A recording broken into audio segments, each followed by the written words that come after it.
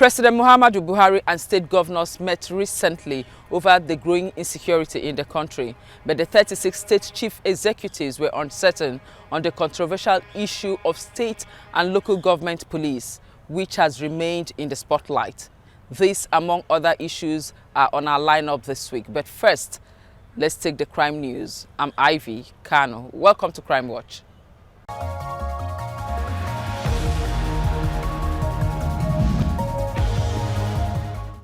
The Nigerian Police Force says that its Operation Puff Adder, launched on the 5th of April, has been successful. The Inspector General of Police, Muhammad Adamu, says 2,175 suspects have so far been arrested for kidnapping, armed robbery, murder and cultism.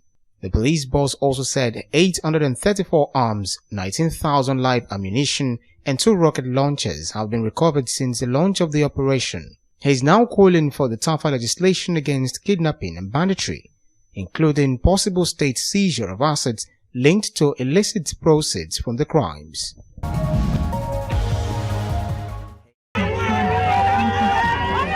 The people of Afara community in Umahia North Local Council have protested against the murder of their son, Christian Onoha, by police officer Sergeant Collins Akubo. It was a day of agony for the people of Afara Uku community as they marched to the central police station to register their grievances. The women called on the police to ensure that justice is served, as their son was innocent and shouldn't have been killed. We did not send that man to the hospital. And the CP since yesterday he has been worried. He has called us several times and he is sure that justice will. So I had at the vehicle flashlight, and my junior brother went to him and asked him to dim the light, and the policeman got angry and cocked the gun inside the vehicle. Coming out, was shouting to my brother, "Are you talking to me in this manner?" And my brother was pleading to him. He don't know that it's you. Before you know it, he shoot him on the right hand. This boy didn't do anything. Unfortunately, this man in question is living in our place, the policeman. The same place he's living, the same compound, he had to kill their son. There was no quarrel. He's sorry over this incident. That the police did not direct or order this sergeant to do what he did. That as much as yourself, the family, the community is sad, that is how we too are very sad. The remains of 25 persons killed by bandits in 4 villages in Rabba local government area of Sokoto state have been buried in a mass grave. They were killed when Rekoni, Gehe, Sagi and Kalihu villages were attacked by gunmen who shot sporadically. The governor of Sokoto state was among the mourners at the burial ground, and the commissioner of police in the state says 4 suspects, including a woman who claimed to be mad, have been arrested. The Nigeria Security and Civil Defense Corps has arrested 1 suspect in Rivers State for alleged vandalism of a pipeline belonging to the Nigerian National Petroleum Corporation. The agency describes the arrest as one of its major breakthroughs in the fight against crude oil theft in the last month.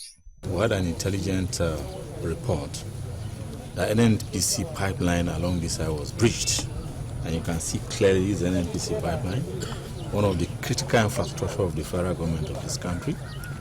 It was breached. You can see the small pipe linked to it.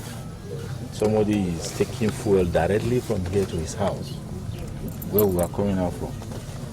And this is one of the greatest economic sabotage you can think of. We dug the tunnel from his house there to the pipeline, and then connected a pipe through which he siphons the product that is being pumped to Aba into his house. I didn't know anything about this thing. I don't know. What I paid for was house. I didn't know anything there. In Arabia, where we keep all exhibits arrested, the trucks, between late May to this present time, we arrested 5 trucks, 3 vehicles, and 1 van loaded with stolen petroleum products. All of them are laden with petroleum products.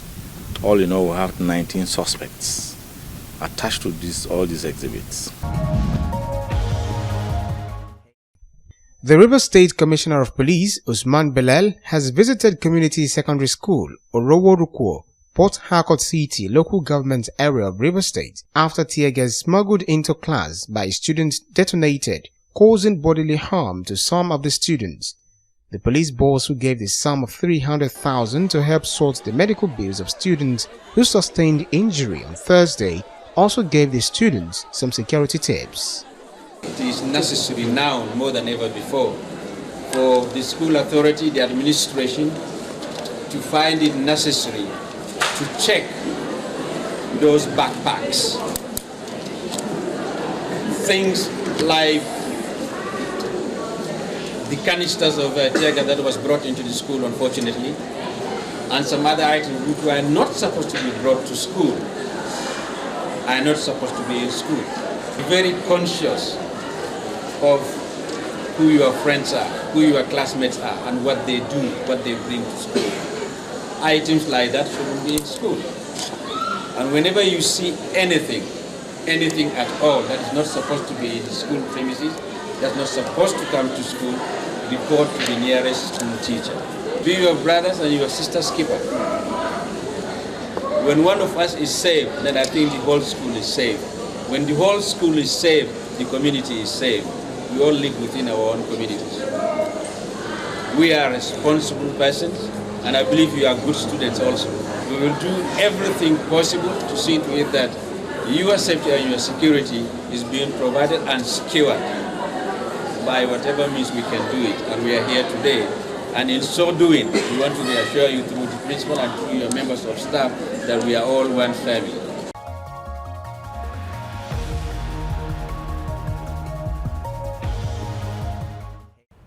Our first big story takes us to Sokoto State, where an Islamic cleric was arrested for allegedly defiling some of the Almajiris under his care.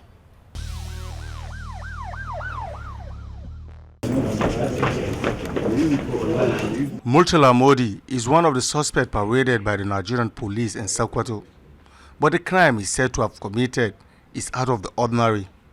He is said to have allegedly engaged in a unnatural act with the Almajiri children entrusted in his care for Quranic studies.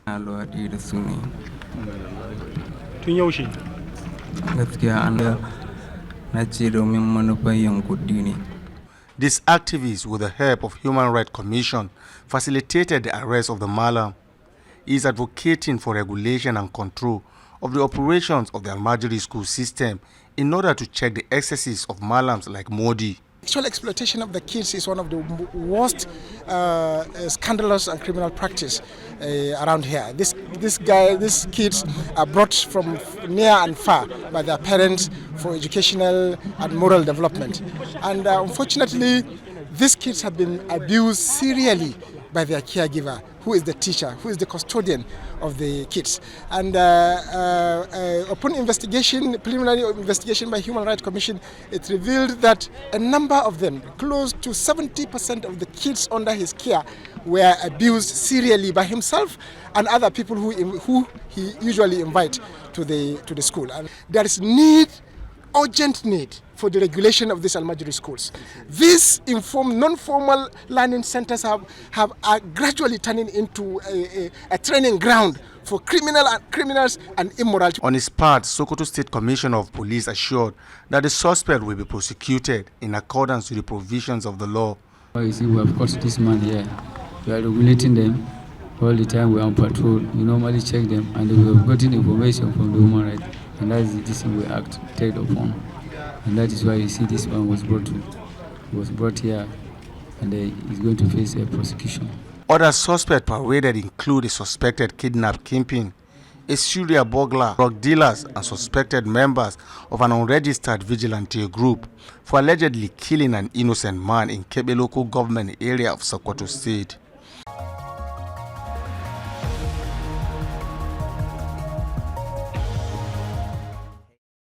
On our interview segment this week, we had a chat with a security consultant to discuss the growing call for state police.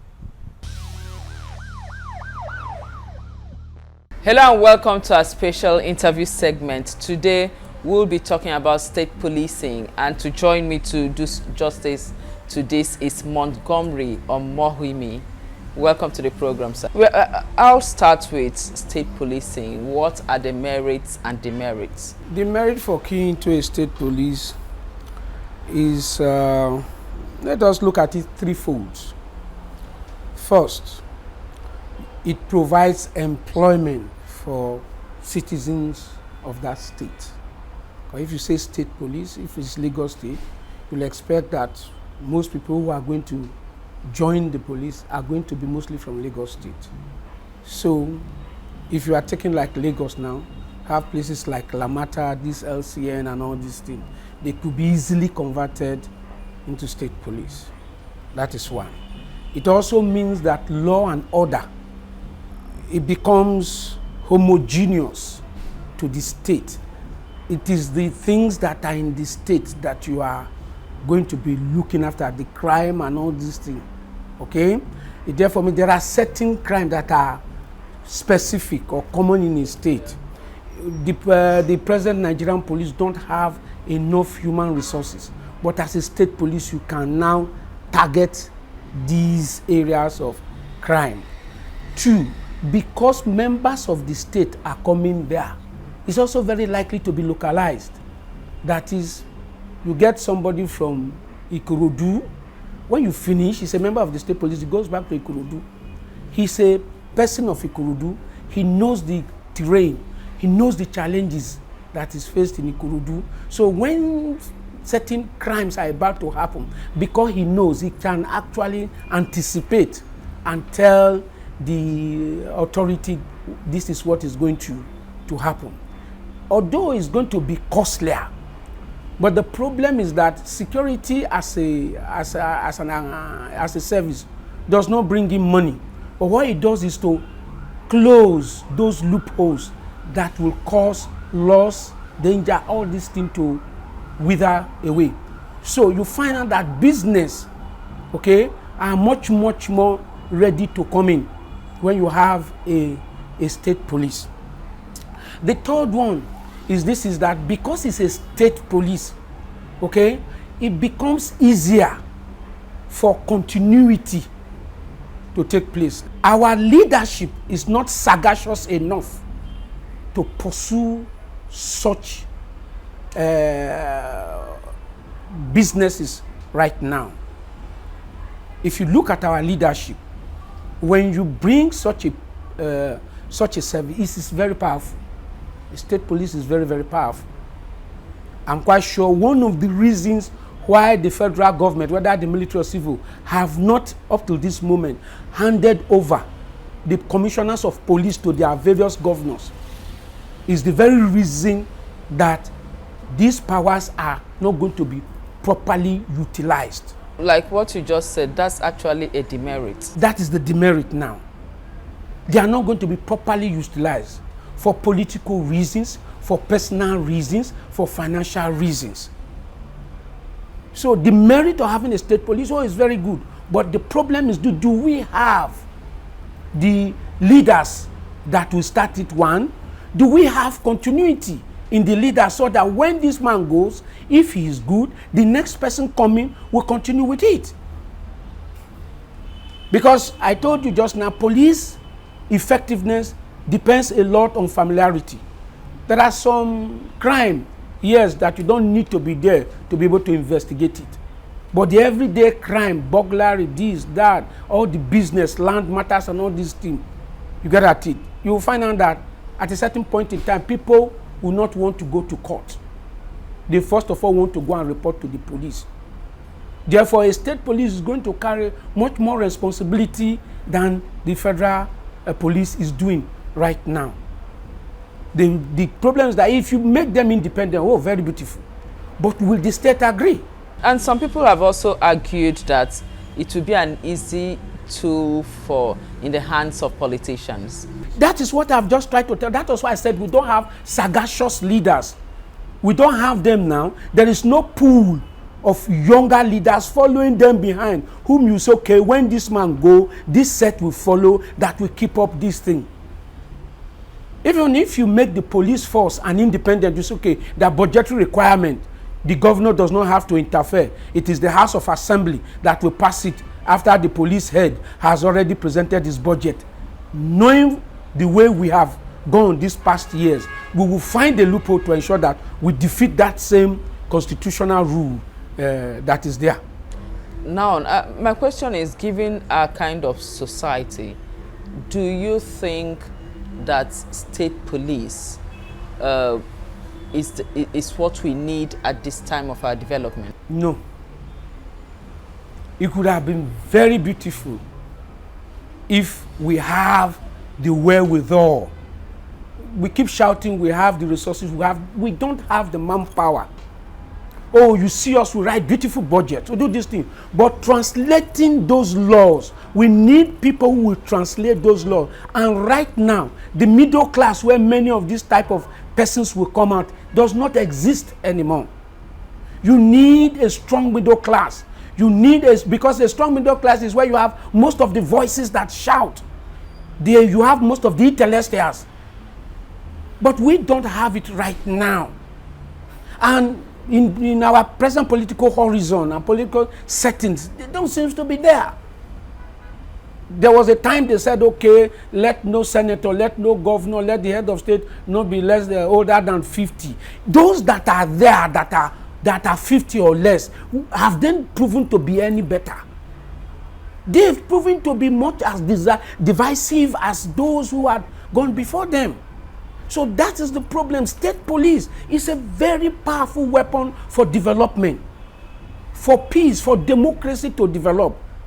If you have state police, then ultimately you have local government. When I was a small boy, my father is a police officer. We had local government. You had local inspectors. The first place I stayed in Lagos was #1 Denton Bridge. When those local inspectors were coming then, you see people running up and down. Yes, people were giving them something. But bribery, blatant injustice was not very, very common. People were still very fearful. You understand what I was saying and what I'm saying? Now, the problem is that such things are no more. We inherited this thing from the British. How come we couldn't continue with it? But these were the things at the lower rung that made the community to work better. We don't have them anymore.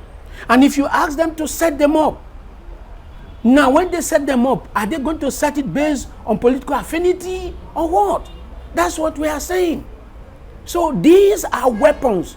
And the funny thing is that when you create a state police, in the weapons of certain people, if you read the history of America, Britain, and all these things, you find out that in the hands of a very bad person, it becomes a weapon of not only of destruction but of division. Because the problem is that a state is not made up of members of the state alone. The last election is a very clear evidence of if there was a state police, certain area of Lagos would have been shut down. Your station showed it. Certain areas were not allowed to vote, or when they were voting, what happened? The voters, this thing were carried away. So if you now have a state that has a police that is rich enough, like Lagos State, to pay its police, equip its police, and then it is now in the hands of a man who is not tolerant of others, you can imagine how dangerous it's going to be. Is it strengthening what we have now? We need to strengthen what we have, both from the central and the state. Let me give you an example. Of all the states in Nigeria, Lagos State is ahead with regards to the judiciary and the making of laws, particularly during Fashola's era. The laws, in short, I was trying to count it before I got here. I couldn't finish it. I was trying to see how many laws he made in his 8 years. They say Nigeria, Lagos State today, in the spheres of lawmaking, it's almost on the same level with California. But all these laws are not being put into use. If you have these laws, it therefore means you've already started putting the structure on ground. Then you now need to finance and give life to these structures and enforce them. And that is what we do not have.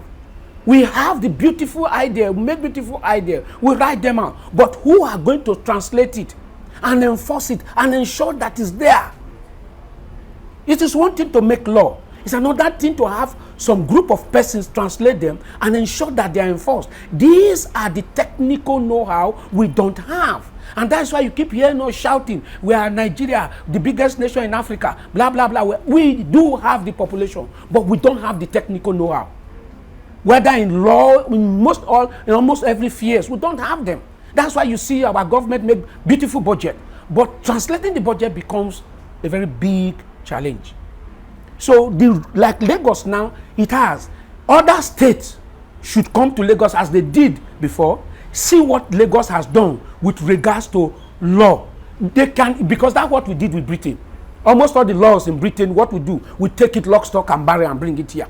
And then those ones that are not there, we find somewhere, we then make others to join. Now, why not come to Lagos State?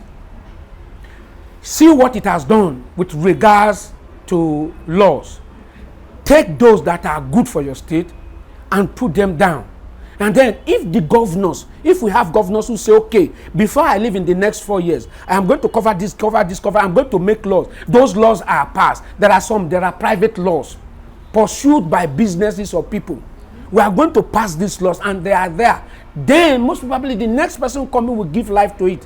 So when we start talking of state police 8 years from today, yes, but not now. Not now at all. Well, we've been speaking with Mr. Montgomery Omohimi. Crime Watch continues in a moment.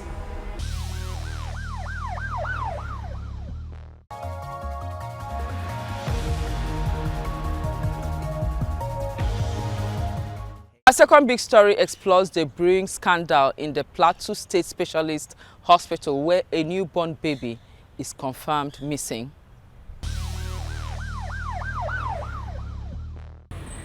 It was on Saturday, 21st of May, a lady disguised herself as a laboratory scientist working at the Plateau Specialist Hospital and lied to a nursing mother that they needed to conduct a medical test on her baby. She then took the baby away and disappeared. After 1 hour, she stayed without seeing her baby. She went and asked the nurses on duty the whereabouts of her baby. And very unfortunately, they said they don't know anything about that. Police in Plateau State confirmed exclusively to TVC News that the child's mother reported the missing baby. That somebody else, not a nurse, must have been the person who took her child away. We are investigating the case. We are closing in on the suspect who is being interrogated as I speak with you. TVC News earlier spoke to a security expert on the issues trending at the moment in Jos. So nurses are located to every ward. And there are some others, auxiliary staff that work with the nurses. And it's even very, very strange. Even a nurse from another ward cannot, or another unit cannot just walk into another ward and carry out any form of duties. That person needs to go to the nurses that are in charge of that very ward. So for me, like I said, it sounds strange. This is Mwajibu Ebuka, the father of the baby girl declared missing 3 days after she was born at the Plateau Specialist Hospital, Jos. The baby's father, who repairs refrigerators for a living, spoke with TVC News exclusively. He told us how happy he was when his wife gave birth to his first child. Our crew paid a visit to his workshop where he narrated how he got the news that his child was missing. My wife gave birth on Tuesday, early hour of the Tuesday. So, but she lost too much blood. So she went through transfusion. After that, they have to wash her because of, according to, they say after some day, after transfusion, they have to wait and see the reaction of the blood. Then on Friday night, I got a call from her. She was like crying. I said, what happened? Is my baby dead? He said, no, that somebody came in as a doctor and took the baby away. So I was like, what happened? I changed them. I wasn't in the hospital, so I have to change and rush down to the hospital. Getting there, it was true. He told us how the incident has affected him badly, that he can't concentrate anymore on the job that puts food on his table. Up to date, it's still like it's a film to me. Because every day when I work, call my madam, any news, no.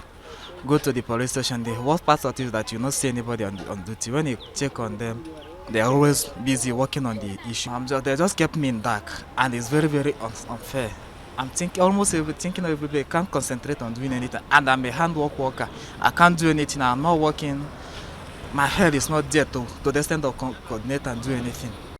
We made an effort to find out from the management of the Plateau State Specialist Hospital and the police authorities on what they are doing towards the recovery of the missing child. But we were told to hold on because a team of investigators are working hard to arrest and prosecute whoever is behind the disappearance of the baby. Some residents of Jos we spoke to expressed mixed feelings over the issue, which is trending at the moment. When I had the issue, I was surprised. I wasn't even expecting it. I said, "How is it true or he's just saying it?" We are not happy generally. Serious, because it has never happened. I've never heard of it, but it sounds strange to me. Just before we go, we'll take our security tips for the week.